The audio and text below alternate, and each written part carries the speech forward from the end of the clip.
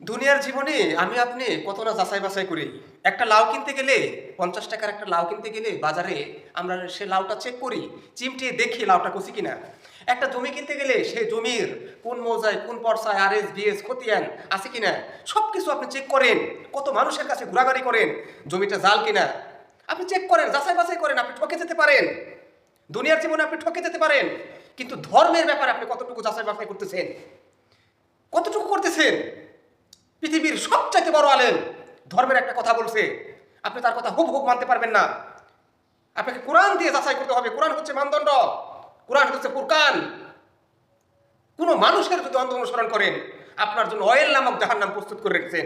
কোরআন বলছে, যদি তোমার মস্তিষ্কের ব্যবহার না করো, তোমার চক্ষুর ব্যবহার না করো, তোমার এই কর্ণের ব্যবহার যদি তুমি না করো, পৃথিবীর সবচাইতে ভয়ঙ্কর শাস্তি ওই ব্যক্তির জন্য যারা মানুষের অন্ধ অনুসরণ করে।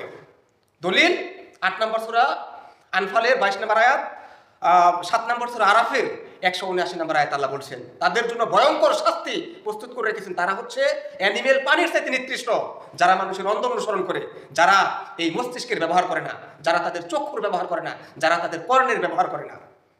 পৃথিবীর সবচাইতে বড় আলেম ধর্মের কথা বললে তার কথা হুবহুব আপনি মানতে পারবেন না। কথা শুনতে পারেন, কিন্তু মানতে হবে কোরআন দিয়ে।